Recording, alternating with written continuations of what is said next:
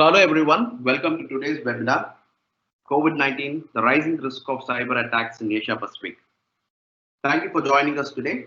My name is Gavin Dawson. I'm the client partner at Disparity. As the pandemic continues to grow, I hope all are safe and strong. While during this time of crisis, cyber criminals are using Covid-19 as a bait for cyber threats. The sudden upended working life, changing how and where people do their job or working life has led to a rapid increase in cyber attacks. Hackers from amateurs to professionally organized criminals are now launching dozens of email scams each day. For a fact, the popular web hosting company GoDaddy had a data breach affecting approximately 28,000 customers. Yes, 28,000 customers. The usernames and passwords were compromised as attackers made changes in the SSH file of GoDaddy's infrastructure. While this is just a gist, there are various cyber attacks that happened recently, and today Jeff Surratt, head of cybersecurity, would be sharing some of those recent attacks, along with his learnings and views in the recent rising risk of cyber attacks across the Asia Pacific. So a brief introduction to Jeff. Jeff Surratt has over 20 years of experience working with various public and private information technology companies in the cybersecurity space. Before heading Disparity Cybersecurity Division, he worked with CenturyLink. CenturyLink is one of the largest telecom providers. So there he was heading the architecture team, advising multinational clients in the areas of governance, risk, and compliance. Also, during his government career at the NCIS, that is Naval Criminal Investigative Service, he had roles in counterintelligence, force protection, supply chain risk, and also collaborated in the areas of Defense Intelligence Agency. So with this quick introduction, we shall get started with today's webinar. So if you have any questions during the webinar, please post them in the Q&A session in the control panel of your Teams. So again, if you have any questions during the presentation, please post them in the Q&A session. Jeff would address them at the end of the webinar. Without any further ado, over to you, Jeff. Thank you, Gavin. I hope everybody is staying safe at home still. I know some of the countries are relaxing their restrictions, but there's still plenty of work for them to do. So what we're going to talk about today specifically is cyber activity in Asia Pacific, but some of the information is going to be global. And so the new reality that we're facing is everybody's working from home. Corporations have realized that you can work from home more than they've allowed before, but that has, in this environment, caused a lot of attacks to increase. And so the key point here is that COVID has been a point of attraction for many of the hacker groups as well as the cyber criminals. The phishing attempts have gone up 700%, which has never been seen before. All of the all of the attacker groups have been active. So that's 17 advanced persistent threats, 6 financial, and it's all across 6 countries, primarily Thailand, China, and Russia. So with all of these actors being attentive to what's going on, the re-attack rate for an individual location and the individual ATP is up 31%. That basically means they'll attack, go away, do something else, then come back again. In order to do this, 41% of the malware is brand new, never been used before, and or has been modified from previous versions. This also has caused various parties to be interested in the same company or a third-party company that leads to them. So even the re-attacks are coming from different individuals and maybe using different means. So this chart basically shows the past 3 years. 2020 is in red. As you can see, it's kind of following the same pattern, but it's increased. And even though we're moving into May, This chart has only been produced this far. Now, it's important to note that this doesn't include all of the attacks. The provider, Hackmageddon, only summarizes what's available by the various control groups like FireEye, Mandiant, etc. And all that information is collaborated in their website and is available, and the URL is right there. So they've also done an analysis on the monthly distribution. So as you can see, cybercrime has increased, slightly decreased from March, and cyber espionage has gone up as well. So the target distribution is across multiple industries and also targeting individuals as well. And that's important because, you know, with everybody working from home, the individuals are at more risk because they're working at home, probably with their own devices, with their own mobile devices, and therefore not patched or maintained. So across Asia Pacific, we're going to take a look at Vietnam, Japan, Thailand, Malaysia, and Singapore. Important to note that in prior presentation last year, Japan was on top with 34.5% and Thailand had 34%. So they're still neck and neck, but the reality in each location has changed.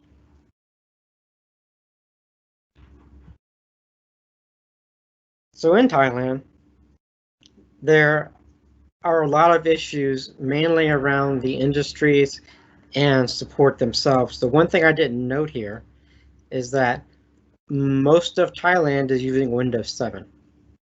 And we all know Windows 7 is end of life.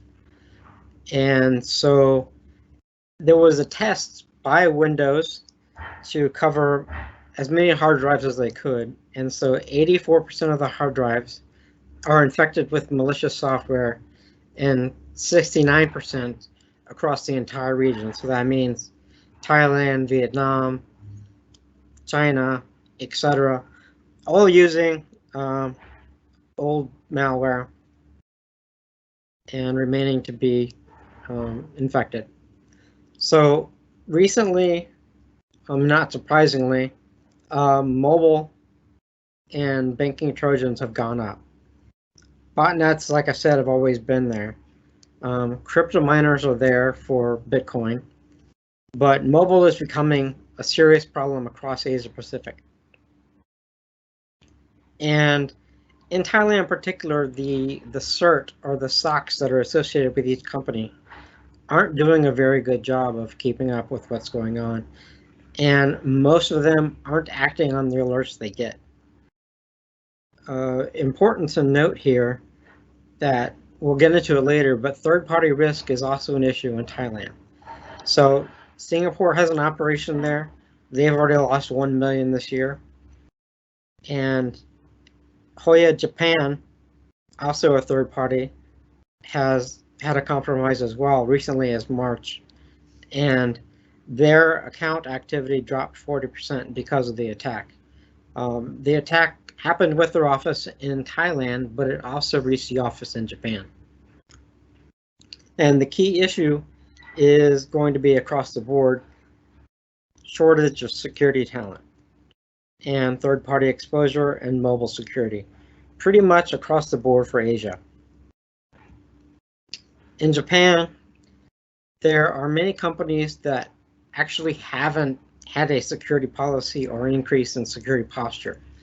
And many times that's because it is going to cause the company to have to focus on something else besides productivity. And as well as the government is concerned, there is an issue with silos. What a silo means is that the business is focused on one thing and doesn't think about the third party they interact with. So a company may have a silo in their business, which is financial. They don't think about the other organizations that they have contracts with or third-party resources with.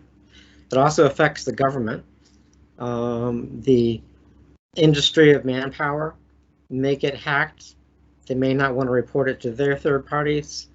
The police in various jurisdictions may get hacked and they don't want to report it to the city government.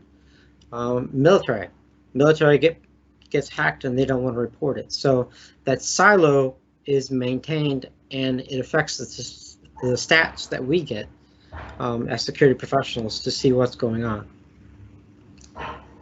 The US has lost money because of Japan's currency exchange getting hacked. The best example is Honda Japan, and I'm sorry if anybody is on here from Japan, but Honda has been attacked 3 times in Japan itself and 1 time in the US. And the reason for this is because they never want to shut down production in order to handle the issue properly. When Honda US was hacked, and this is about 2 years ago, the Honda Japan business element was complaining because it was taking too long for them to remediate the attack. And so they actually started production again before all the servers were taken care of. Now, I already mentioned this, but in the silo for the Defense Ministry, just recently, they discovered attacks over a period of several years that have happened that were previously not noted. And they had unauthorized access to 27,445 files. Now, this particular attack was performed by an advanced persistent threat that we're going to talk about in a few minutes. And everybody is of the opinion, and they realize now, following that attack, that enough companies aren't doing what they need to in order to prevent things like this from happening. And enough companies aren't actually reporting what happens again because of, well, I hate to say it, but in Japan, there's this thing called saving face. So if a company, a third party gets attacked, they're going to keep it to themselves because they don't want to be embarrassed by reporting it. And this is actually an issue that Japan has recognized, and they're trying to put out additional policies and additional security controls that will force the company to actually report. But it is going to take some time. Now, the one thing you can notice here again is there is a shortage of security talent. And there, like I mentioned, third-party risk exposure. In Malaysia, they also have a lot of struggle with maintaining security posture and getting the budget necessary, because in Malaysia, just like in Japan, the senior executives don't see it as something they need to do. They think it's a waste of money. And you could also see here that mobile is a key issue. In March, Advanced Persistent Threat 40 had targeted the government sponsors, were able to attain meeting proposals, financial data for the companies that were attacked. And in many cases, this was tied to other industries as well. Malaysia is cooperating with the US government, the Navy, the Army, the Advisory Council for the World Health Organization. All of this information can be taken, and we'll talk about it later, but in Asia Pacific, there's a lot of research being done to come up with a vaccine for COVID. So a lot of the attacks are going to be related to healthcare and insurance and businesses related to healthcare.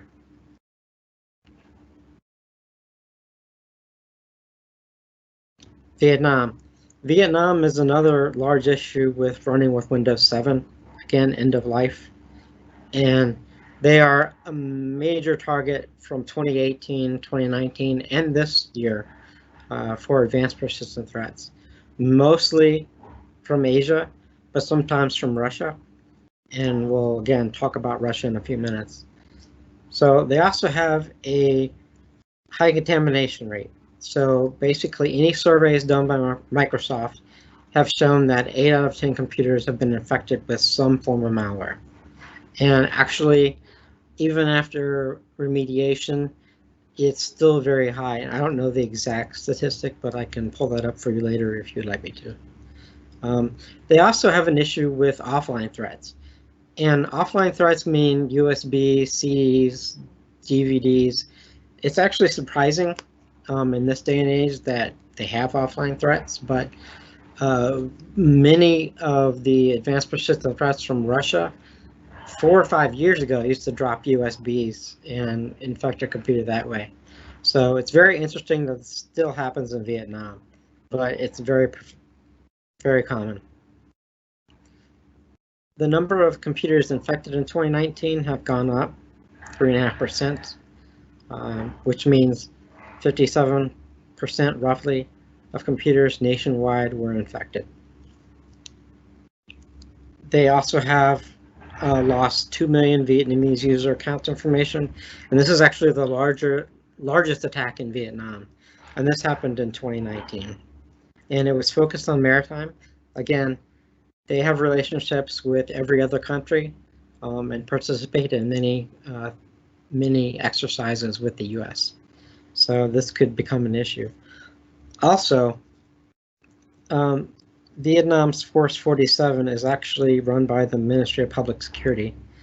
And they actually run because, of course, many of the people want to go from their current state of government to democracy. And so they have 10,000 people just dedicated to that particular aspect of hacking malware and shutting down websites that are anti-government. And if you can see here, same issue, shortage of security talent, mobile security, and third-party risk exposure. This is going to be the common theme across the entire Asia Pacific. Singapore. Singapore is surprising to me as being so low on the list, given they have the most mobile security issue and actually the most crypto miner issues. There are a lot of data losses going on. The government lost 98,000. And actually they were hacked twice over the last 2 years. There's a large issue with e-commerce.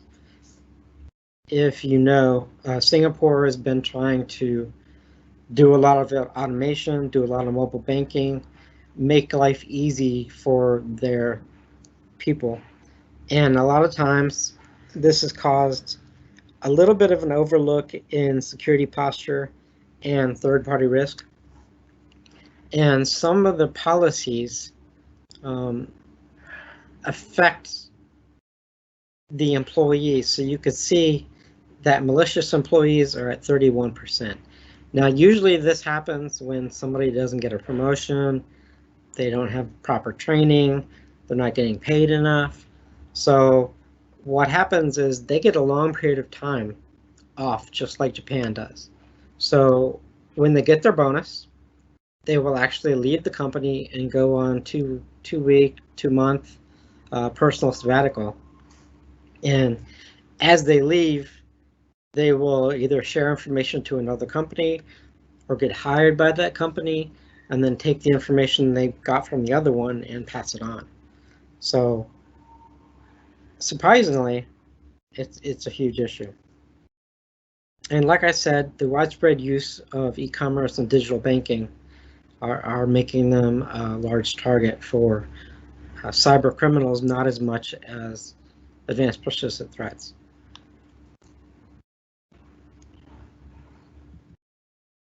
So let's talk about the one threat in Asia Pacific, and that's Double Dragon. Double Dragon is called Advanced Persistent Threat 41, and actually when I was with NCIS, I started in 2010, and in 2011 they actually became active. So I'm picking on them because this was my first introduction into the Asia Pacific and advanced persistent threats. And I'll show you a chart in a minute about their activities. But basically what I wanted to point out here is since they've become active, they've focused on things you would expect for what's going on with COVID. Healthcare, pharmaceuticals, retail, travel services, education, and virtual currencies. Virtual currencies is actually not a target that is part of their charter. They are one of the only Chinese advanced persistent threats that's allowed to moonlight.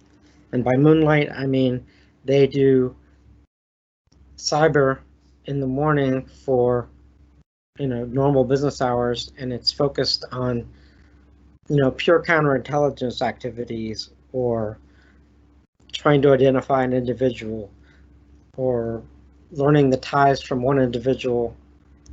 What happened? Sorry, let me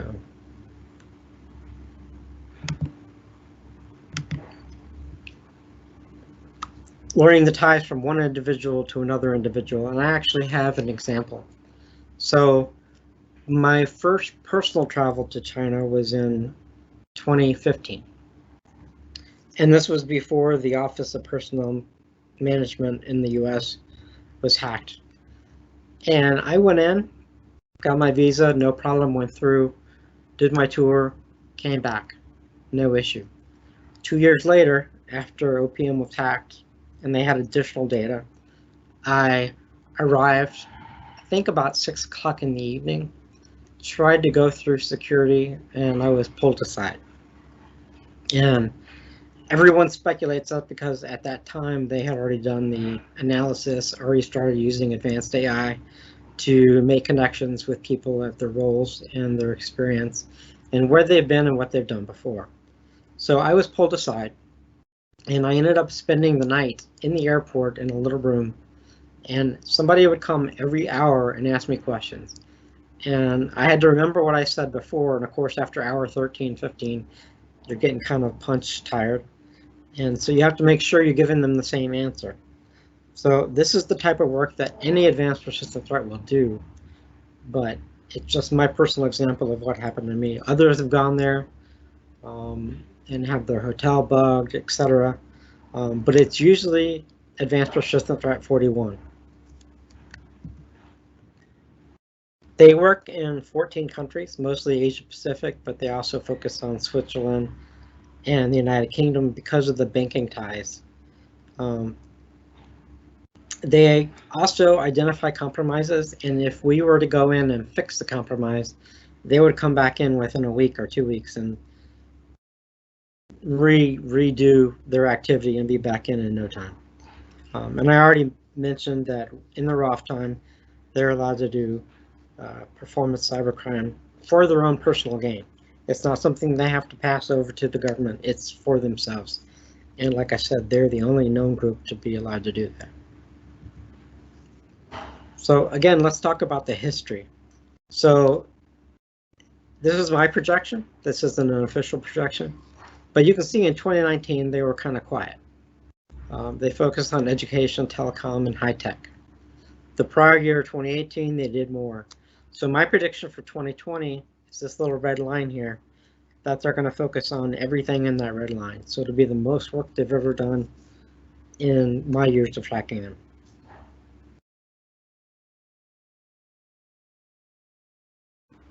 So a large part of our time is going to be spent here. So we all know we're doing work from home. And that's going to present a lot of issues for you and for the corporation that you work for. So when you're working from home, there are a lot of companies that are, doing the work from home now that have no experience doing so. So they don't know how to enable secure remote working, and they don't have the infrastructure in order to handle it. So what's probably happening is they're using personal email, personal connections, and relying on the security that either their hosting provider provides or what's built into their personal computer. Now, speaking of that, you have maybe 1 or 2 computers at home, multiple people on the same network, and everybody's not going to have a work laptop that has virus protection on it.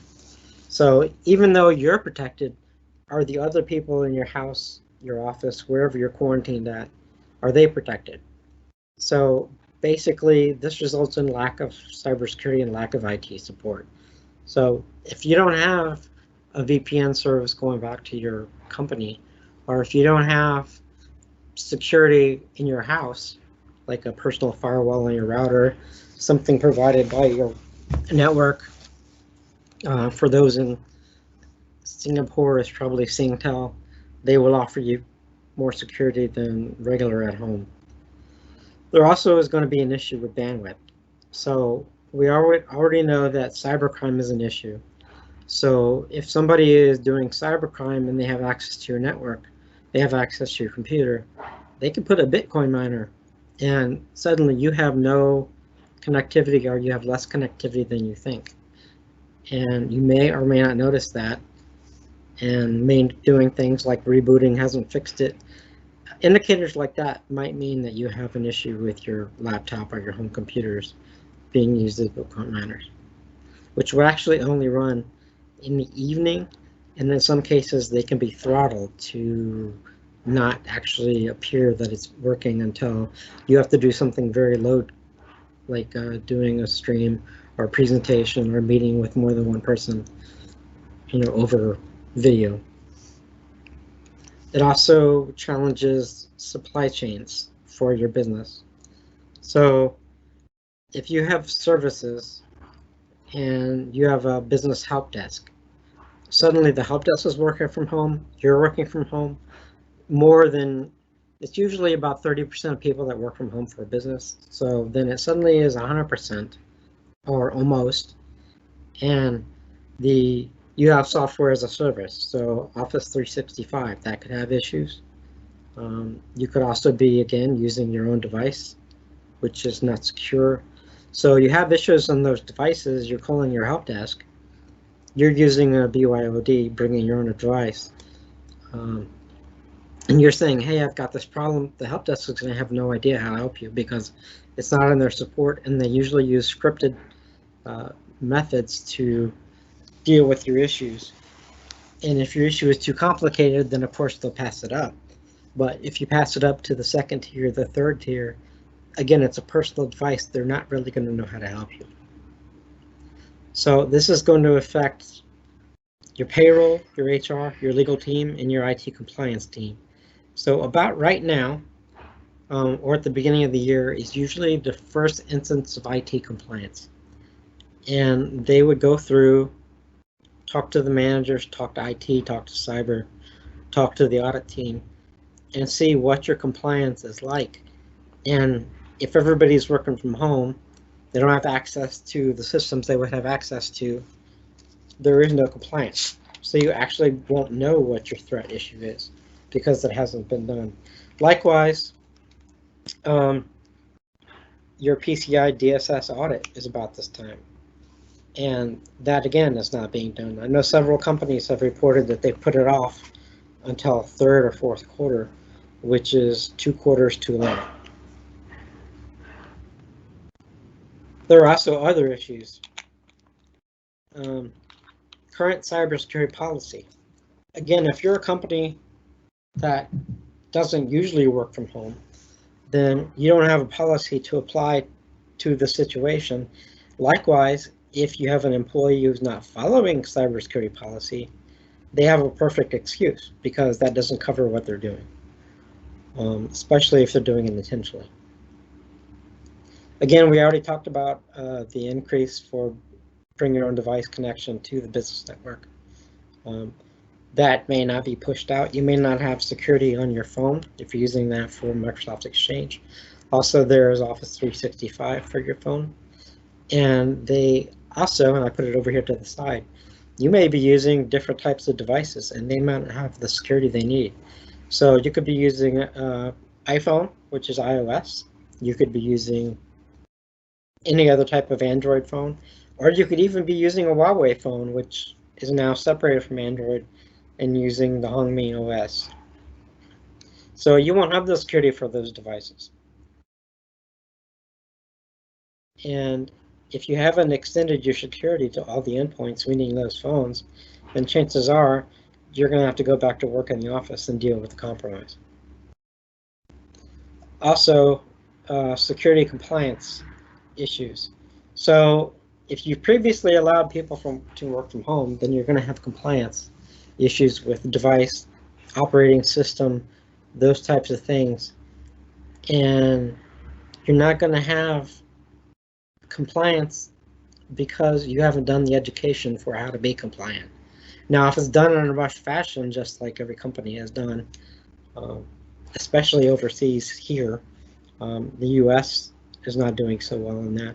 And many countries like Vietnam, Thailand, they really don't have any type of coverage for their Wi-Fi networks. And also, what is the backup and recovery process going to be? Again, if you have an employee who's never worked from home before, suddenly they're using Office 365, their files are getting saved to the personal computer because that's the easiest thing to do. How are you going to do those backups? Are you going to back up the person's computer later on? Say they work in HR, they're going to have personal information stored on their own computer. So those are the kinds of things that you're going to have to address when we go back to work. Also, your incident response team, how are they going to respond later on if a person comes in with a file that's malicious and they have no idea which advanced persistent threat introduced it? They have no idea which malware, given there's 40 new types of malware. Their internal scanning services haven't been updated. So those are the types of issues that you need to plan for. And the larger businesses that are actually doing work from home, they should have somebody assigned to work and track these issues and still provide threat intelligence to maybe the CTO, maybe the CIO, maybe the cybersecurity manager or director, so they can keep track of those things. And 8 out of the 10 companies that have been surveyed in the US, I can't speak to what's going on, they have not performed this task whatsoever. It doesn't matter what size company it is. So what are the common threats? They're the ones we expect. Unsecure networks, centralized document sharing. In one of these examples, we're talking about Google Drive. And as I noted here, Google Drive has been a real issue for Singapore. And that's because, again, somebody will be working from home or even working from the office and plan on working from home and transfer their Word file, their Excel file to their Google Drive and access it from home to keep on working. And they're accessing from home and their home laptop, their home desktop, even their home tablet might be infected.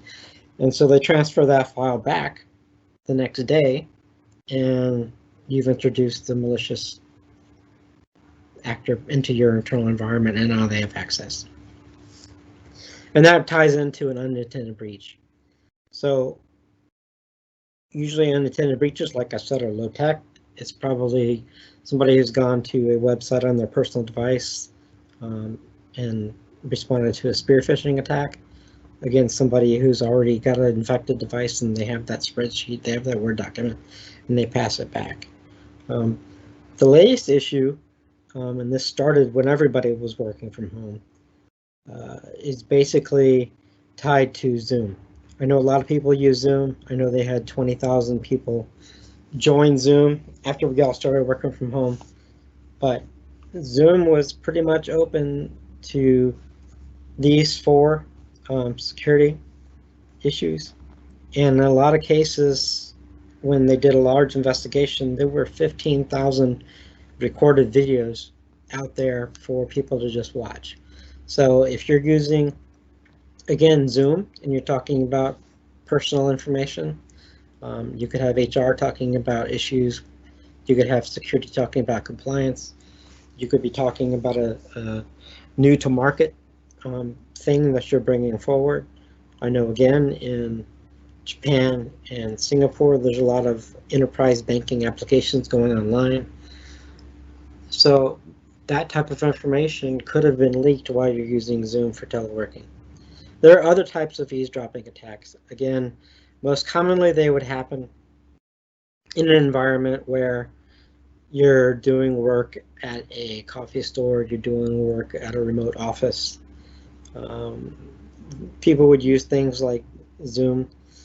Also, if you think about it, you're doing that type of work from home, and maybe you have a friend come over and they accidentally see what's on your laptop. Now, I know everybody trusts their friends, but this is just an extreme example where, say you work for company X, it's a competitor with company Y, but your friend is from company Y and they happen to be over and you happen to have information on your laptop that's showing on the screen. Or maybe you have a Wi-Fi in your house that you don't know is compromised and your neighbor's using it. That's often a large example. So those are the types of things that had to be considered before working from home, but obviously everybody had a rush to do so. So these types of things may have to be addressed afterwards. So you may be spending the next quarter and a half going through all the devices and making sure nothing's wrong. Or your cybersecurity team may be searching the deep web or dark web, both exist, and find something that shouldn't be there related to your corporation or related to an individual in your corporation. If we go back to the chart, and I'll go back in a minute so you can see it, the individual compromise.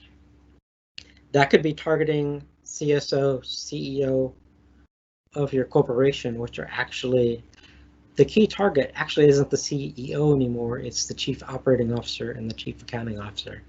Those are large hacks. Those are the targets. And so those are probably the people you need to check first.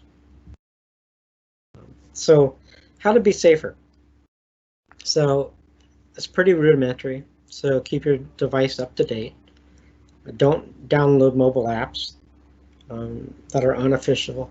There have been several on Google Play Store recently that have not been sanctioned to the device, have not been inspected, have not gone through Google's security process. And again, up in the right-hand corner, keep Google Play Protect on at all times.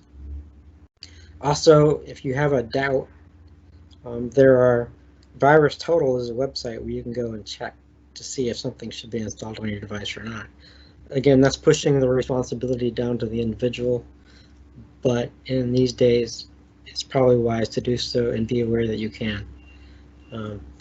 Mobile threat detection. So on your phone, could be your personal phone, it's actually a good idea to go and buy available malware. I know FireEye just put out a new release, actually a new product related to that, and I actually like that after testing 3 or 4 of them over the past 2 months.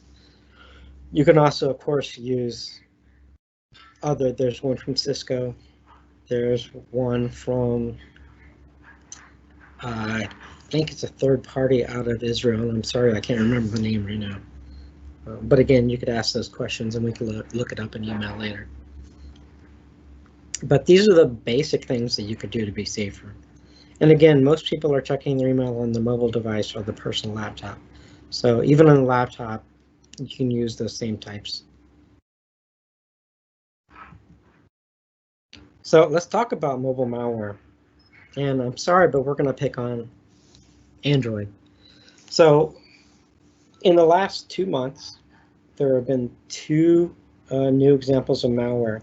And actually, they're not new. They've been adopted and tooled to work on the Android device.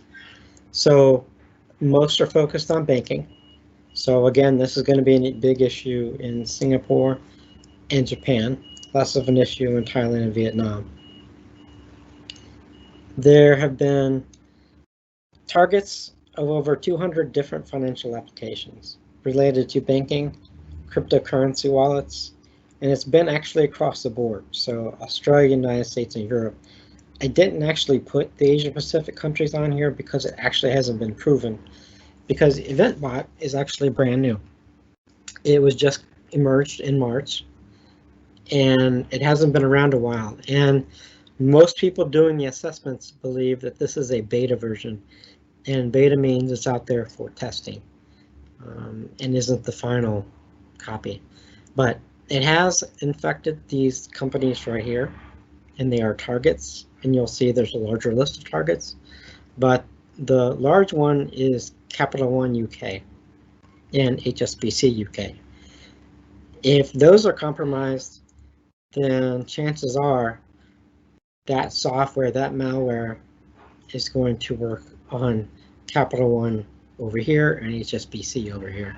Likewise, Barclays, but I don't know more about them than I do Capital One and HSBC, because both Capital One and HSBC have been compromised before and lost millions of dollars.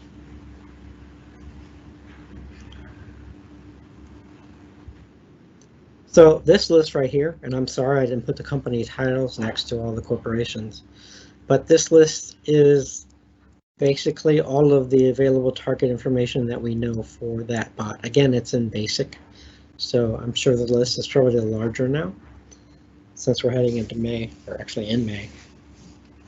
But the beta version hit all 200 of these.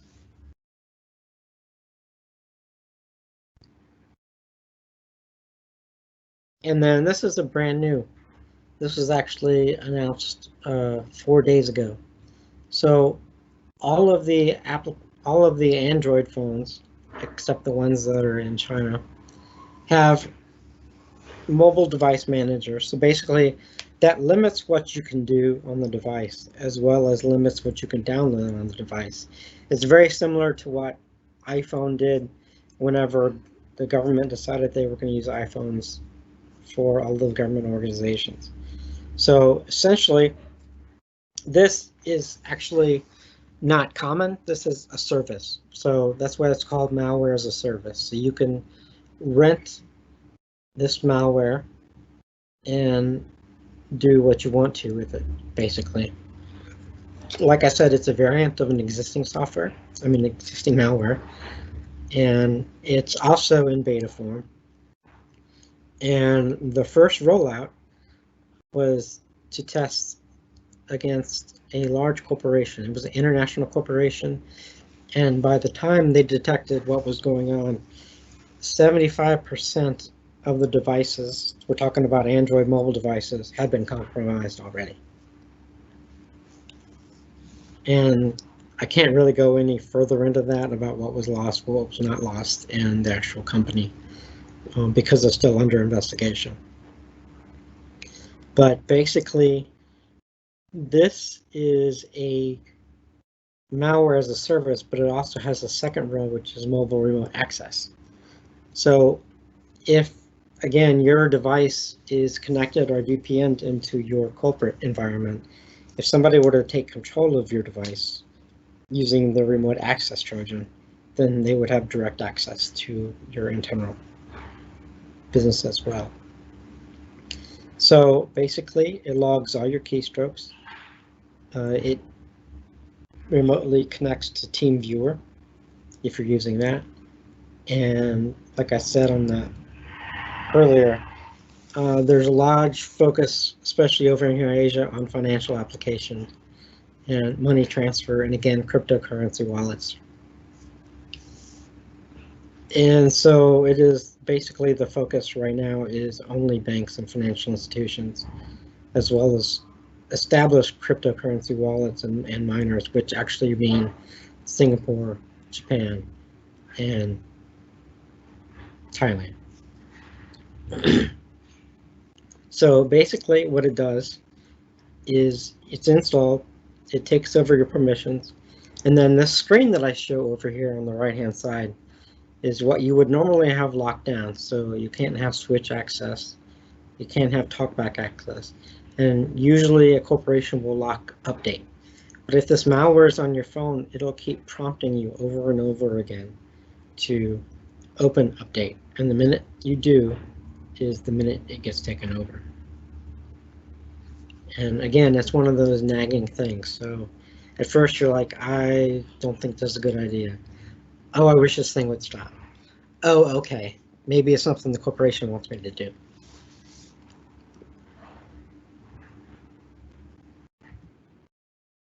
So let's talk a minute about disparity solutions. So disparity is a US-based company, and it also has division in India as well. And in India, they do digital transformation and AI. And in the US, we do staff augmentation and cybersecurity. So the cybersecurity framework follows basically the MITRE the MITRE framework, where it's identify, protect, detect, respond, and recover. Now, in this time, given everybody's not in the office yet, we can help you with the identify, protect, detect, and respond. Most times, we can't help you with the recovery, and probably neither can your cyber team itself, because that usually requires planning and on-location work. So unless you've quarantined people on the inside of your corporation, and I know some have, you're not going to be able to do the full stack. So from network discovery, which we can do, vulnerability scanning, which we can do, result analysis we can do. Again, remediation is going to be hard unless you're on premise. And then the penetration test itself can be a full stack. It can be done. And like I said, annual penetration tests are probably passed for many corporations. Smaller corporations may not have the staff to do that after this environment. So we are more than capable to help you with those things. So we can also do the analytics for you. So, sorry, I keep scrolling forward. From a predictive standpoint, we can take a look at your current environment. Again, your environment's going to be upended because of their work from home. But mainly we can do the threat hunting for you and the cyber threat intelligence, which basically means who's attacking your industry, who's focused on your industry, who might be focused on your micro segment of the industry, go through the available threats, and trust me, the available threats are growing. Actually, I used to be able to see probably 20 or 30 threat announcements a week. Now I'm seeing about 40 a day. We can also help you with preventative. Again, this is going to be advisory, unless you can handle remote security patching. We can do internal source code review. We can do server hardening, but again, these are going to be advisories right now until we get back from work from home. We can help you be responsive. So we can help you identify the infection. Even now, you might have at-home devices, you may have mobile devices. We can help you do the identification on those. We can also help you with the incident response reporting. If you remember, I said that the people should be handling incident response or having somebody hired to do the incident response, even though everybody's work from home. Your internal VPN, if you have one, your connections to internal should be protected if you're that large of a company. And your incident response is still going to be logging and reporting. And if you have remote access to that, we can actually help you do that. Detective, again, right now, everything at the perimeter should be helping your environment and helping your security posture. We can help you do the inventory, we can help you do the response, we can help you do the logging, and see what you may need to be reconciling when we actually do get your return from work. Primarily, everybody's going to be doing web application security because you're going to be relying on clients to come in through third-party portals. You're going to be relying on yourself to come in, like on 360, or maybe you have a web interface to AWS. Those types of things can be checked from the outside, and we can definitely help you with that. So at this point, I'll hand it back to Gavin and see if we have any questions. Yeah. Thank you so much for sharing some valuable information on the current landscape of Asia Pacific. So, just as a gentle reminder, if you have any questions, please type them in the Q&A box, and we will address them now. So, Jeff, we have a question from, the person hasn't left his name. So the question is, what kind of services do we provide as in the cybersecurity offering? What are the kind of services we provide as part of a cybersecurity offering? From other services, so the one thing we didn't mention is we can help you do red team and blue team. So basically, attack and defense. We can do tabletop exercises regards to that. We can go as far as you want to with the red team. So in other words, if you want us to do the red team and then address what vulnerabilities you have, and the ways an attacker would go, and maybe the advanced persistent threat that would follow that course, or we can actually go as far as breaking and entering, within limits, of course. And then later on, once those are announced and reported, then you would pass that information on to your internal team, and then we would have what's called a red team, blue team activity. It's really the same thing that the military does during their simulations. Things like Ulti Guardian, where again it's a red team, blue team exercise. Again, that's on a military scale, but it's the same principle. We can also do threat hunting for you.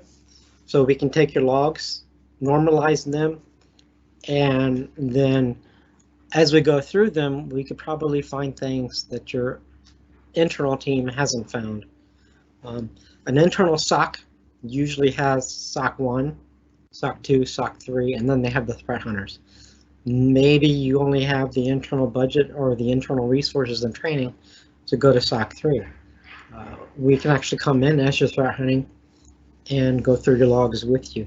Now, keep in mind when you're going through logs, it usually takes, depending on the size of the company and the structure of the company, it takes between 168 to almost 190 days to identify a threat that's been previously unknown to your organization.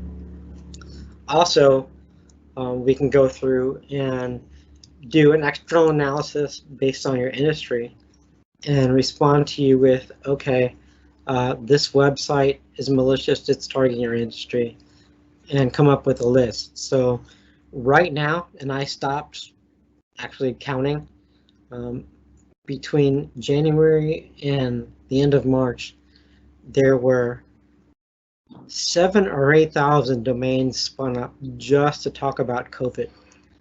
And it bordered on going to a domain with fake information and a fake infection counter, to offering money to support the workers at the hospital, to donating to the government, and even in the, after it was announced that the U.S. was going to offer money to help handle the situation, there were over 100 domains that went up within hours that focused on click here to, give us your information about how to get your stimulus check returned.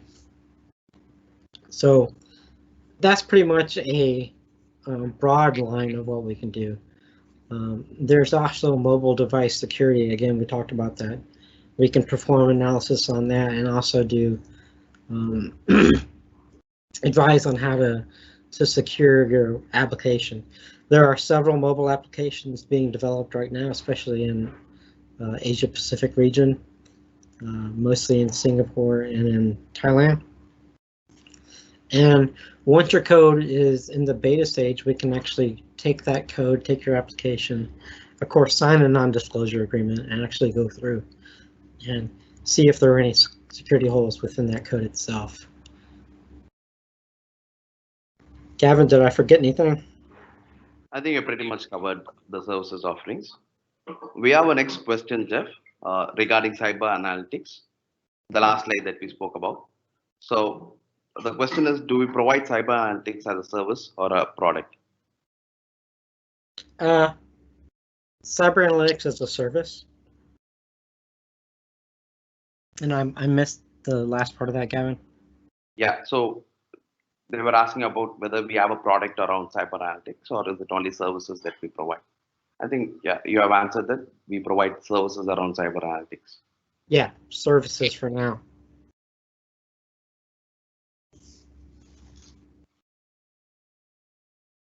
Right. These were the two questions. Let me again, if you have any questions, please post them now. We will address them.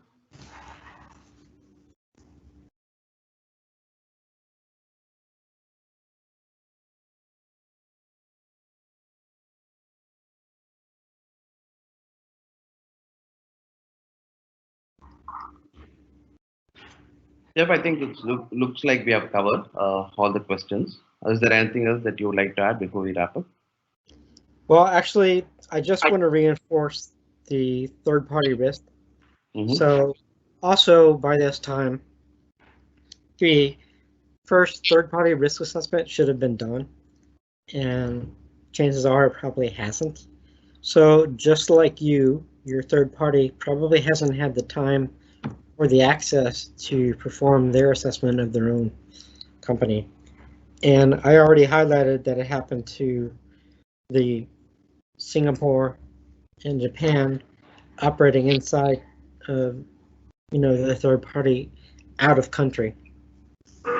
And a lot of times that also talks into their governance, risk, and compliance, because I know in 2017, Singapore stood up their own GRC and actually is beginning to make edits to it as of, I think, the middle of 2019. There actually isn't a GRC in Vietnam. I'm unaware of what's happening in Thailand, but in many cases, especially Singapore and Thailand, it's past GRC time. And again, that stands for governance, risk, and compliance. So your third-party vendors are going to be as far behind as you are.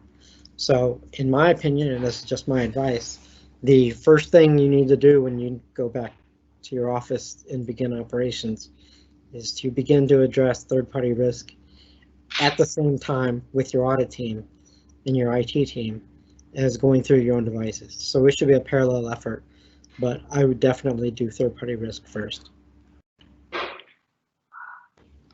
Yeah, thanks for sharing that, Jeff.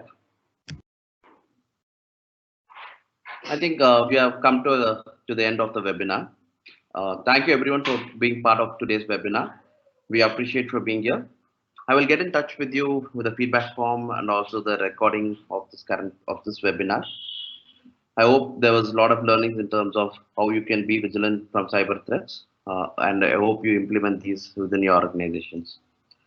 Thanks a lot, Jeff. Thanks for your time, and it was a wonderful webinar. Thank you, everybody.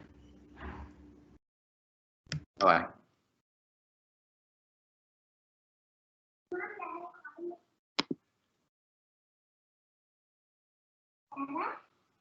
Ada?